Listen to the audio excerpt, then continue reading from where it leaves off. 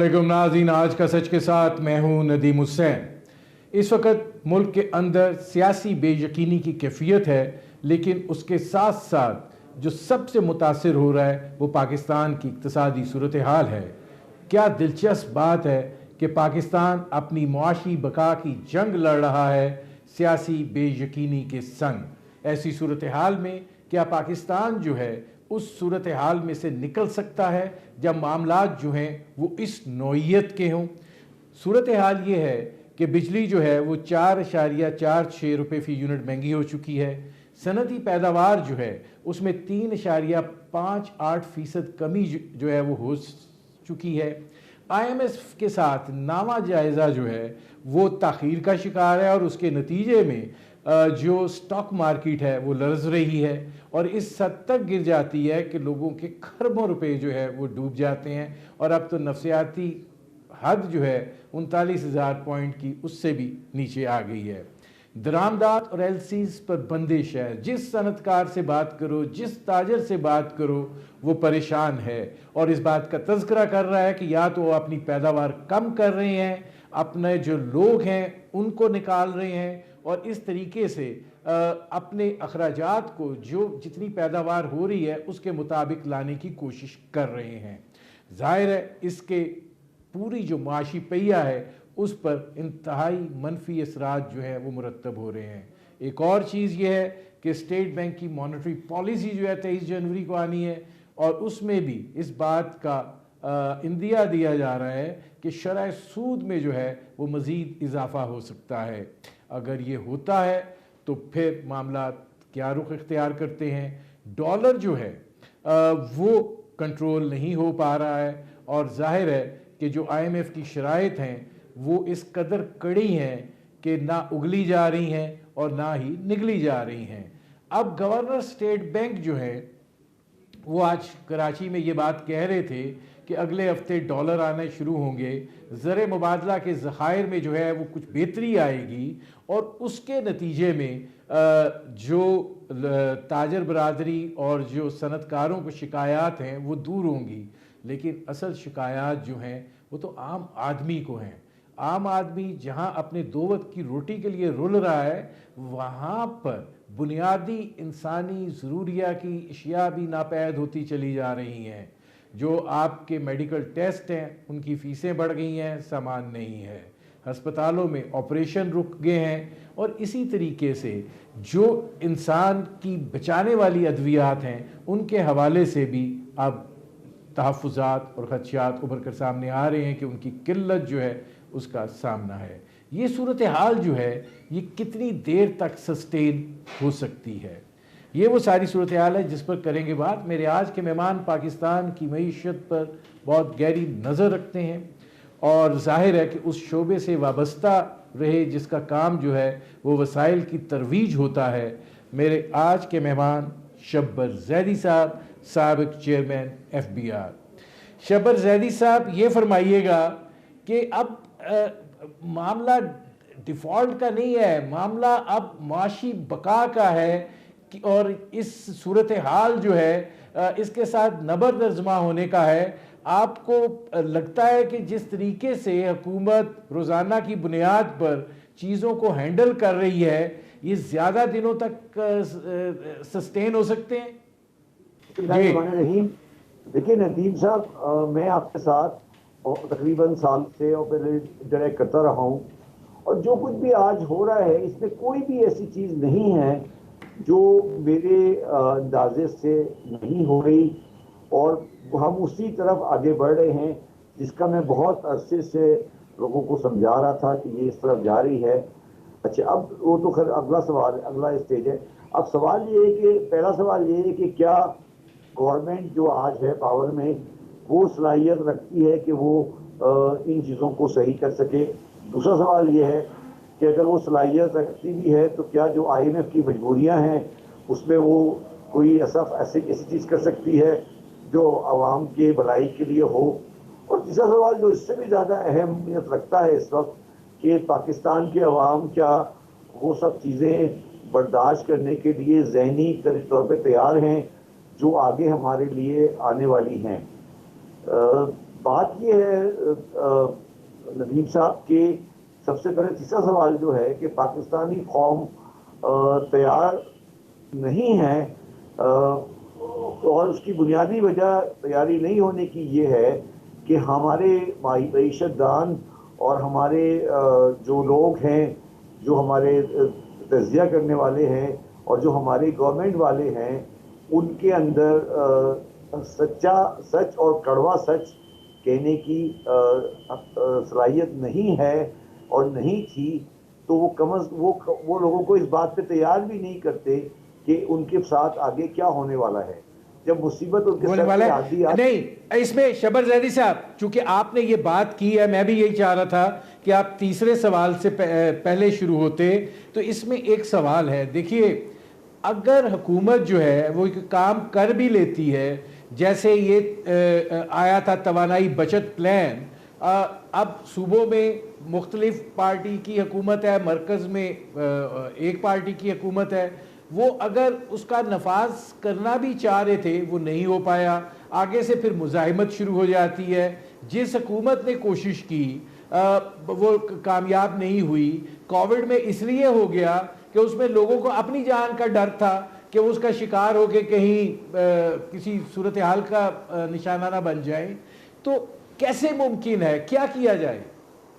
देखिए, मैं यही तो कह रहा हूँ कि अब अगर हम ये कहते हैं कि इलेक्शन तमाम मसाइल का हल है, तो कल को जब ये पावर में आ जाएंगे और जब ये बिजली दुकानें बंद करने के लिए कहेंगे तो वो नहीं करने देंगे।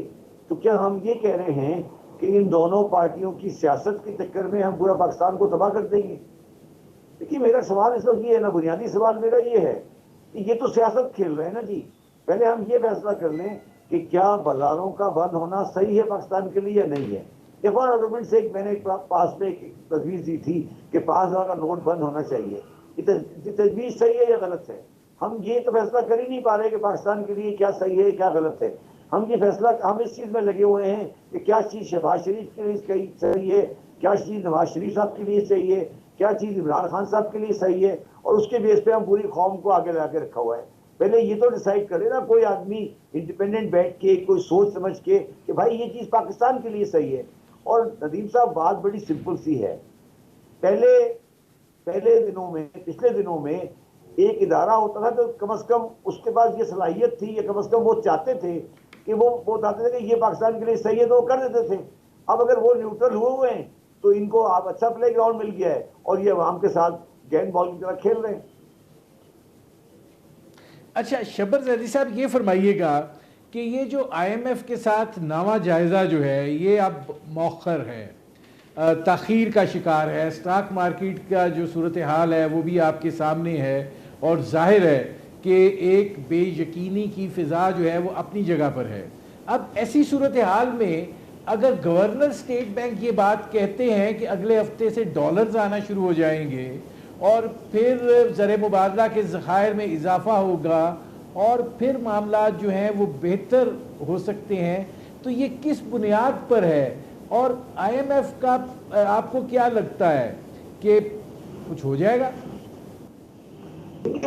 मुझे तो IMF वाला नहीं लगता कि IMF वाली बात मार्च से पहले हो सकेगी। ऑलरेडी आज 16-17 दिसंबर हो गई है। तो बात यह है कि वो सऊदी अरब वाले पैसे शायद आ जाएं थोड़े से, या UAE के पैसे आ जाएं, मगर कोई बड़ा इनफ्लो नहीं आएगा। और अगर IMF भी आ गया तो पाकिस्तान का मसला तो हल नहीं होने वाला जी। पाकिस्तान का जो प्रॉब्लम है वो तो हमारे इंपोर्ट के बिल कम होने से हो रहा है ना जी। ये जो हमने एक प्रिजम्पशन लगा ली है कि हमें बाहर से पैसे आएंगे और कोई मदद आएगी जब हम ठीक होंगे, हम खुद कुछ नहीं करेंगे। लेकिन मुझे बताएं नदीम साहब, आप मुझे एक बात बताइए कि पहले आप ये रियलाइज करें कि पाकिस्तान में डॉलर की शॉर्टेज है, ये हम सब एक्सेप्ट करते हैं। पाकिस्तानियों ने क्या काम किया जिससे उनका इंपोर्ट का बिल कम हो? मुझे एक बात बता दें, कोई एक चीज बताएं जो पाकिस्तान ने बहैसियत हुकूमत या बहैसियत कौम की हो जिसके बेस पर आप ये कह सकें कि हमने डॉलर की बचत की है। तो ऐसी बेबहरा कौम और ऐसे बेबहरा गवर्नमेंट के से आप क्या एक्सपेक्ट करते हैं? शबर जैदी साहब, एक सवाल है आपसे।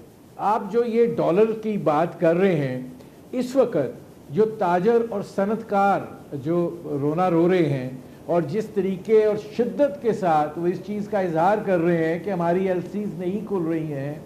टेक्सटाइल वालों से बात करो तो वो कह रहे हैं कि जी मर गए। सीमेंट इंडस्ट्री से बात करो तो वो कह रहे हैं कि हम प्रोडक्शन हमें लग रहा है कि कम हो जाएगी, हमारे मसाइल हैं। आप क्या देख रहे हैं कि कितनी दरामदाद जो हैं वो ऐसी हैं जो लायानी हैं और कितनी दरामदाद जो हैं वो ऐसी हैं जो कि हमारी लाइफ लाइन है। जाहिर है इस वक्त 4 से 5 अरब डॉलर की जो दरामदाद के कंटेनर्स हैं वो स्टक हुए हुए हैं। देखिए, हमारी टोटल जो इंपोर्ट है वो तकरीबन 60 बिलियन डॉलर है गुड्स की, और तकरीबन 10 बिलियन डॉलर है सर्विसेज की। मेरा ज़ाती व्यू है कि गुड्स में 60 में से हम 3-4 तक बचा सकते हैं, मतलब 60 को हम 56 पे ले आ सकते हैं, और सर्विसेज में हमारी जो 10 है उसको हम 7 तक ले सकते हैं, तो हम टोटल 5 की बचत कर सकते हैं। तो हमारे जो लोग हैं उन्होंने 5 की बचत नहीं की है इस वक्त बेसिकली, और बचत में ये हो ये रहा है नदीम साहब कि जो इंपोर्टर की लॉबी है वो परेशान है क्योंकि उनकी इंपोर्ट नहीं हो रही। एक वो लोग हैं जो प्योर इंपोर्टर हैं, एक वो लोग हैं जो रॉ मटेरियल इंपोर्ट करते हैं, जो आगे जाके गुड्स बनाते हैं और एक्सपोर्ट करते हैं। तो सारी लॉबियां एक साथ मिल गई हैं और वो सब मिल के प्रेशर कर रही हैं।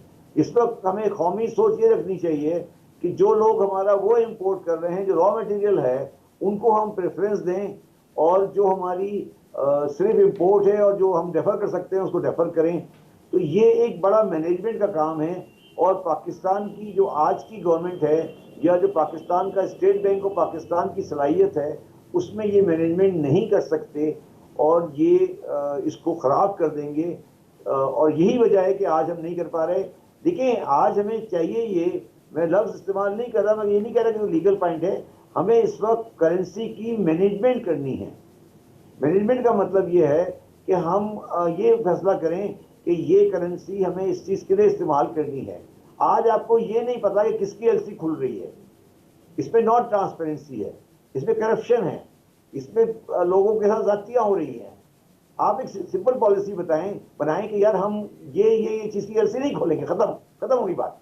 हम फैसला कर लें, फॉर एग्जांपल हम फैसला कर लें असल में कि हम इसमें नहीं सुन लो, इसमें सुन लो मेरी बात जी, सुन लो मेरी बात जी, नहीं मेरी बात सुनो। हाँ, अगर मेरे पास डॉलर आ रहे हैं जी, बाहर जी। से, मैं एक्सपोर्टर हूँ, ठीक है ना, तो मुझे बैंक खोल देता है मेरी एलसी, मक्खन की भी खोल देता है, इंपोर्टेड बटर की भी, क्योंकि मैं साथ में डॉलर लेकर आ रहा हूँ।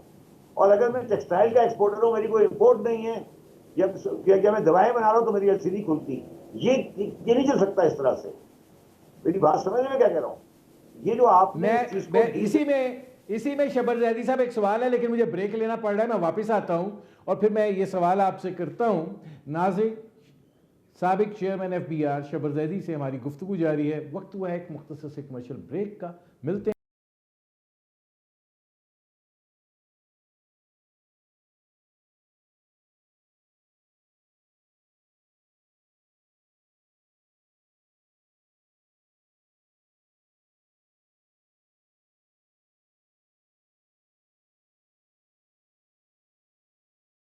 Welcome back.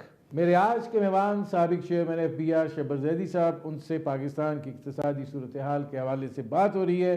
शबर जैदी साहब, ये फरमाइएगा कि आप जो ब्रेक पर जाने से पहले बात कर रहे थे, अब अगर आप जैसा शख्स भी इंपोर्टर्स के साथ माफिया का लफ्ज़ लगा दे तो फिर ये बाइफरकेशन जो है, या ये तकसीम जो है, या ये तरजीह का तयन जो है, ये फिर किस तरीके से मुमकिन हो पाएगा? हमारा असल में मसला ये है कि माफियाज हैं, वो माफियाज जो हैं उनके आगे से जो नुमाइंदे हैं वो पार्लियामेंट में पहुंचे हुए हैं, उनके सहूलतकार पावर कॉरिडोर्स में भी बैठे हुए हैं। तो ये फिर तकसीम और तरजीहात का तयन जो है वो पाकिस्तान के नजरिए से कैसे होगा? देखिए, जो इंपोर्टर का माफिया है उसके जो डॉन है वो तो नवाज शरीफ साहब है ना जी। तो बात ये है कि ये सारे तो मतलब ये इंपोर्टर का माफिया मैं इस्तेमाल क्यों कर रहा हूँ? मैं आपसे ये पूछ रहा हूँ कि अब तो ये बुरे दिन आ गए ना सबके। मुझे ये बताइए कि ये सारे जो स्पेयर पार्ट के इंपोर्टर थे, ये कराची में बैठे, लाहौर में बैठे, ये किन किन वैल्यूज पे चीजें इंपोर्ट किया करते थे, ये क्या करते थे? तो इसकी ये कहना कि सारे इंपोर्टर एक साथ हैं तो ये जाती है ना हमारे साथ। मतलब ये नहीं हो सकता कि आप कहें कि जो रॉ मटेरियल इंपोर्ट कर रहा है या दवाएं इंपोर्ट कर रहा है वो उसी के बराबर है जो बटर इंपोर्ट कर रहा है या जानवरों का खुराक इंपोर्ट कर रहा है। तो ये जब अच्छे दिन हो तो ठीक है, फिर है ना आप जो मर्जी करें, मगर जब आपके पास बुरे दिन हैं, जब मैनेजमेंट करनी है तो मैनेजमेंट करनी पड़ेगी, आपको इंपोर्टर को डिवाइड करना पड़ेगा। आप ये नहीं कह सकते कि इंपोर्टर हूँ जी मैं, मुझे मेरी एलसी खोलें, ये जमाना गुजर गया पाकिस्तान में। अब आपको इंपोर्ट कंट्रोल लगाने पड़ेंगे, चाहे आपको अच्छा लगे या बुरा लगे। मतलब ये तो रियलिटी है। पाकिस्तान में पहले होता था एक controller import and export, technically वापस आ गया वो चीज, आपको लगानी पड़ेगी। ये नहीं हो सकता कि आप कहें यार जर्सी खोल दो मेरी खुल जाएगी। ये कहना कि सारे इंपोर्टर एक साथ हैं, बराबर हैं, ये गलत बात है। I don't agree this. अच्छा, अब इसमें शबद अली साहब ये फरमाइएगा कि आपने ये बात भी की कि मार्च तक आईएमएफ का सिलसिला जो है वो हो सकता है, लेकिन आप ये किस बुनियाद पर कह रहे हैं? इसलिए कि जो शराइत हैं वो तो इतनी सख्त हैं, आपको 855 अरब रुपए का प्लान देना है, आपको पेट्रोलियम लेवी जो है वो बढ़ानी है, आपको बिजली के निर्ख बढ़ाने हैं, मतलब और आवाम की जो सलाहियत है वो अब कुव्वत इस्तिताअत तकरीबन ना होने के बराबर रह गई है।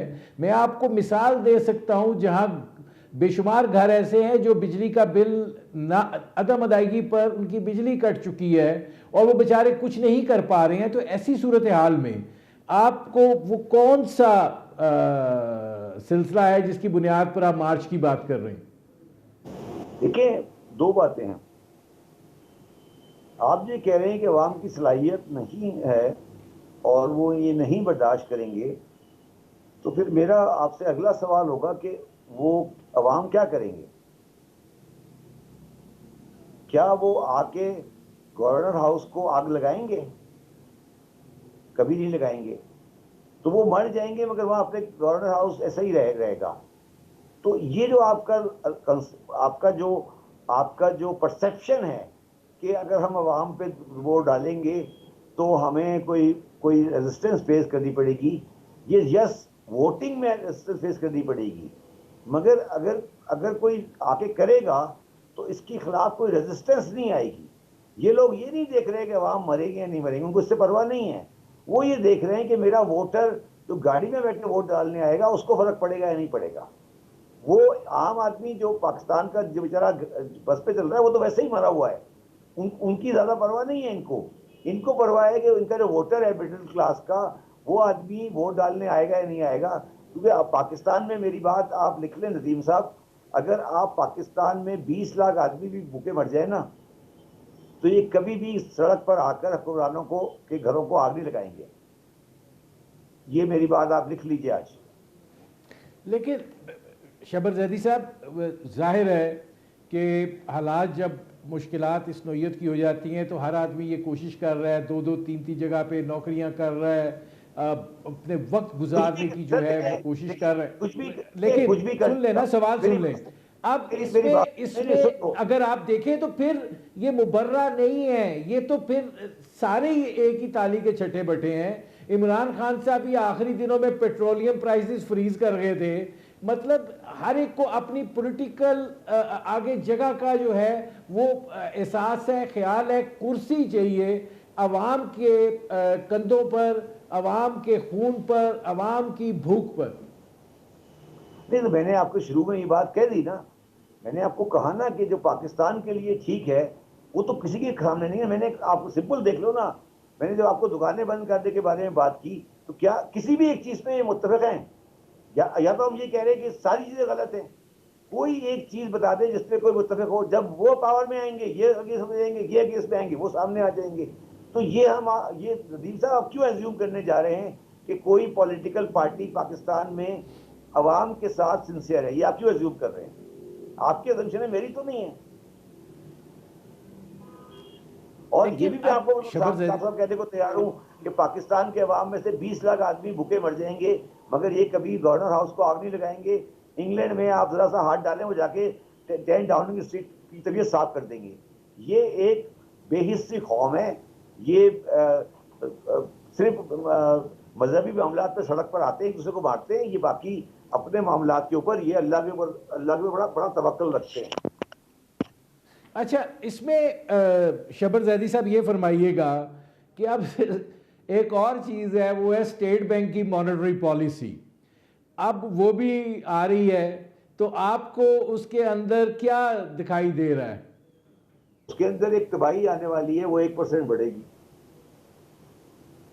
यानी जो स्टेट बैंक की जो मॉनेटरी पॉलिसी आ रही है उसमें शरह सूद में मजीद 1% इजाफा होने जा रहा है, तो उसके असरात क्या होंगे? मेरा कैलकुलेशन ये कहता है 1% ये एक्सपेक्ट इंक्रीज करेंगे, जो पाकिस्तान को मजीद तबाही की तरफ ले जाएगा। ये बिल्कुल गलत होगा, मगर ये करेंगे। इनको मजबूरी है। इनको किसी हकीम ने बताया है, वो हकीम की दवा चल रही है, इस पर ये करेंगे और ये बॉम्बी मारेंगे और ये होगा। और पाकिस्तान शायद आई डोंट नो एग्जैक्टली तो नहीं कह सकता मैं, शायद हाईएस्ट इंटरेस्ट रेट में दुनिया में पहुंचने वाला है। आई थिंक शायद टर्की है या एक आध कंट्री है दुनिया में, इसका डिस्काउंट रेट ये है। इस वक्त दुनिया का हाईएस्ट इंटरेस्ट रेट है पाकिस्तान में। तो ठीक है, ये बड़े ज्यादा काबिल हैं। जी जी। अब इसमें शबर जैदी साहब ये फरमाइएगा कि शरह सूद बढ़ाने से हमें क्या फ़ायदा है? हमारी तो यहाँ पे सूरत हाल सप्लाई पर है, कैश इकॉनमी है। शरह सूद से क्या होगा? इंडस्ट्री का दम घुटेगा, कोई जो लोन्स लेने हैं वो लोग परेशान होंगे। कंज्यूमर मार्केट तो ऑलरेडी जो गाड़ियों शाड़ियों की थी वो बहुत मुतासिर हो चुकी। तो फिर क्या आपको क्या दिखाई देता है, फ़ायदा क्या है शरह सूद बढ़ाने का? यार मुझे एक बात बताओ, ये जितने भी बंदे स्टेट बैंक की मॉनेटरी पॉलिसी के बोर्ड पे बैठे हैं, इनमें से कभी किसी आदमी ने बाजार में कोई काम किया है? ये तो आप छोड़ देना यार इन चीजों को। ये किन के साथ आप बात कर रहे हैं? ये तो किताबें पढ़ रहे हैं कि जी अगर मॉनेटरी सप्लाई इंटरेस्ट रेट बढ़ाओ तो मनी सप्लाई कम हो जाती है, लोग बैंकों में डिपॉजिट रख देते हैं। ये इस कहानी पे चल रहे हैं। ये नजर नहीं आ रहा कि लोग अपने पैसे गोल्ड में ट्रांसफर करें, क्या करें। मतलब ये आप भूल जाए इस चीज को। ये 1% बढ़ाएंगे और तबाही फेरेंगे दोबारा मजीद। देखिए, मुझे ये परेशानी नहीं है। मुझे परेशानी ये नहीं है कि ये 1% बढ़ाएंगे। मुझे परेशानी जो नतीजा साहब वो ये है कि जब 2024 में जब हम आएंगे तो फिर हम इसको वापस कैसे लेके जाएंगे 8-9% पर, जितना ऊपर लेके जाएंगे। क्योंकि ये देखिए, इस मुल्क की किस्मत में ये नहीं लिखा कि ये मुल्क नहीं। शबर जैदी साहब, मेरा तो आपसे सवाल ये है कि 2024 में आप एक्सपेक्ट कर रहे हैं कि हम इसको 8-9% पर लेकर जा सकते हैं? अरे भाई मेरी बात सुनो ना, ये इस मुल्क की किस्मत में नहीं था कि ये मुल्क इन्हीं के हाथ में रहेगा। ये मुल्क बहुत जल्दी सही लोगों के हाथ में आने वाला है। जब सही मुल्क के हाथ में आएगा तो ये सही होगा, तो वो बहुत जल्दी होने वाला है। तो वो उस वक्त जब हम चला रहे होंगे गवर्नमेंट को, तो हम इसको नीचे कैसे ले जाएंगे, हमें इसकी परेशानी है। इनकी हरकतों का हमें कोई ज्यादा सीरियस नहीं लेना। आपने शबर जैदी साहब बड़ी अहम बात की है। जरा 1 मिनट मुझे ब्रेक लेना पड़ रहा है, मैं आपसे ये पूछता हूँ। नाज़रीन, साबिक चेयरमैन FBR शबर जैदी से हमारी गुफ्तगू जारी है। वक्त हुआ है एक मुख्तसर से कमर्शियल ब्रेक का, मिलते हैं।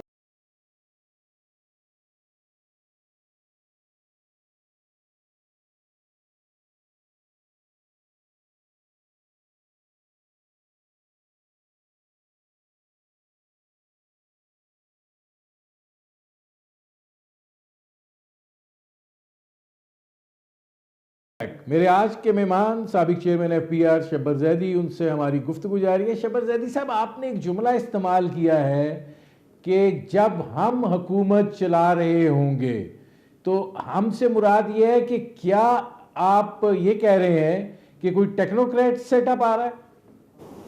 नहीं, देखिए यहाँ पे मैं क्लैरिफाई कर दूं। पाकिस्तान में कभी भी किसी पॉलिटिकल पार्टी ने कभी अपना इकोनॉमिक थिंक टैंक नहीं बनाया। और पाकिस्तान की जो हमेशा इकोनॉमिक मिनिस्टर फॉर फाइनेंस है, एक्सेप्ट पीएमएलएन के पास हमेशा से एक उनका आदमी है। मगर जनरली जब मुशर्रफ साहब की गवर्नमेंट थी या इमरान खान की गवर्नमेंट थी या जरदारी साहब की गवर्नमेंट थी, हमेशा जो इकोनॉमिक साइड आती है वो यूएस के सपोर्ट से आती है और वो उनके आदमी होते हैं जो कि पाकिस्तान को चलाते हैं और पाकिस्तान को एक तरीके से लेके चलते हैं। उसमें शख्सियतें अहमियत नहीं रखती। उसमें देखिए, आपको याद होगा इमरान खान की गवर्नमेंट आई और उसके 8 महीने बाद असद उमर की जगह पर हफीज शेख साहब आ गए, फिर शकोकत तरीन साहब आ गए। तो दोनों पार्टी के आदमी नहीं थे। पीपल्स पार्टी के ज़माने में भी आपको याद है शाहिद हसन खान होते थे, वी एच जाफरी साहब होते थे। तो ये सारे लोग, आप इन्हें टेक्नोक्रेट कह लें, आप इन्हें कुछ भी कह लें, इनको कोई भी नाम दे दें, ये वो लोग होते हैं जो सियासी लोग नहीं होते, जो कि इकोनॉमिक्स को मार्केट से रिलेट करके पढ़ के चलते हैं। वो टीम इंशाल्लाह ताला तैयार हो रही है और वो आपको 24 के अंदर इंस्टॉल नजर आएगी। उसमें एक्स वाई जेड हो सकता है, मगर वो टीम सियासी पार्टियों की नहीं होगी, ये मैं आपको बिल्कुल क्लैरिटी से कह सकता हूँ। और वो मईशत की जांच होगी। एक मिनट शब्बरज़ैदी साहब, कब तक ये इन प्लेस होगी ये टीम? 24 में तो डेफिनेटली होगी ना यार। देखो बात सुनो ना, 23 में तो इलेक्शन होना ही होना है ना, 24 में तो होना ही होना है ना। मैं यही अर्ज कर रहा हूँ, 24 में तो आना ही आना है ना यार। 23 में आ जाने का चांस है। बात तो ये ना 23 में आने की चांस है या 24 में। मुझे ये बताइए ना, इमरान खान के 4.5 साल में क्या इकोनॉमिक पॉलिसी पीटीआई ने चलाई थी? आप बताएं ना कि हफीज शेख इमरान खान की पॉलिसी चला रहे थे, या शौकत तरीन साहब इमरान खान की पार्टी के आदमी थे, या V A Jafri Peace Party के आदमी थे, या शाहिद हसन खान पीस पार्टी के आदमी थे? बताएं ना मुझे। जरदारी साहब नहीं, इस दफा शब्बरज़ैदी साहब, इस दफा क्या जमानत है कि अमेरिका से नहीं आएंगे और सन ऑफ द सॉइल होंगे? अबे भाई, पहले तो शायद 10 महीने बाद हटाया था ना, अब तो साथ लेकर आएंगे भाई। अब तो पहले साथ लेकर आएंगे, पहले बता देंगे। मैं ये कह रहा हूँ, वो तो पहले तो शायद बाद में 8-9 महीने शौक पूरा किया था ना। अब तो पहले एग्रीमेंट होगा फिर आएंगे भाई। अब क्या बातें, किस दुनिया में बैठे हो भाई तुम? तुम्हें नजर नहीं आ रहा? देखो मेरी बात सुनो Nadeem, let's be very clear कि आप ये बात एक्सेप्ट करोगे कि हमारा सैलवेज यूएस करेगा? मानते हो नहीं मानते? जी, मानते हो नहीं मानते? सैलवेज की बात कर रहा हूं मैं। हाँ ठीक है, आगे कैसे करेगा पता है आपको? कैसे बताइए ना, ताकि लोगों को भी जरा पता चले। देखिए, वो आपको सैलवेज करेगा आईएमएफ के प्रोग्राम के को आसान करके, और आपको सैलवेज करेगा यहाँ पर हर साल 8-9 बिलियन डॉलर की पोर्टफोलियो इन्वेस्टमेंट करके। ठीक है, जो कि मुशर्रफ साहब के पहले 3 सालों में हुई थी। ठीक है, तो आप सारे खुश हो जाएंगे कि डॉलर आ गया। स्टॉक मार्केट की आप रोजाना शाम को कहानियां सुनाया करेंगे कि डॉलर आ गया, डॉलर आ गया, डॉलर आ गया, स्टॉक मार्केट ये क्रॉस कर गई, ये क्रॉस कर गई, ये क्रॉस कर गई। ठीक है, उन्होंने आपको ये जगह दे देनी है कि ठीक है, हमने आपको एक ऑक्सीजन सिलेंडर लगा दिया। अब इसके बाद आपके हाथ में है कि आप अपनी चीजें सही कर लो उस दौरान में। अगर वो पॉलिटिकल गवर्नमेंट में अकल होगी, उनके पास जज्बा होगा, वो कर लेंगे। अगर नहीं होगी तो वो 4 साल बाद अपना पोर्टफोलियो इन्वेस्टमेंट वापस ले जाएंगे, फिर आप उस गड्ढे में गिर जाएंगे। ये बिल्कुल सीनियर पॉलिसी है, उन्होंने आपके हाथ में कागज रखे। अच्छा, आखिरी सवाल है, ये फरमा दीजिए, आखिरी सवाल है, ये फरमा दीजिए कि इसके बदले में पाकिस्तान को क्या देना है? तुम्हें समझ आया मैंने क्या कहा है? हाँ, मुझे समझ आ गया है, लेकिन क्या कैसे होगा? मैंने बता तो दिया, 8 बिलियन डॉलर पर एनम की पोर्टफोलियो इन्वेस्टमेंट हो गई, खत्म हो गया पाकिस्तान में डॉलर का मसला। चले, मेरे प्रोग्राम का वक्त खत्म हो रहा है। बहुत शुक्रिया शब्बरज़ैदी साहब। नाज़रीन, ये थे साबिक चेयरमैन FBR शब्बरज़ैदी साहब, उनकी आपने गुफ्तगू सुनी। अब तक के लिए इतना ही, इजाज़त दीजिए।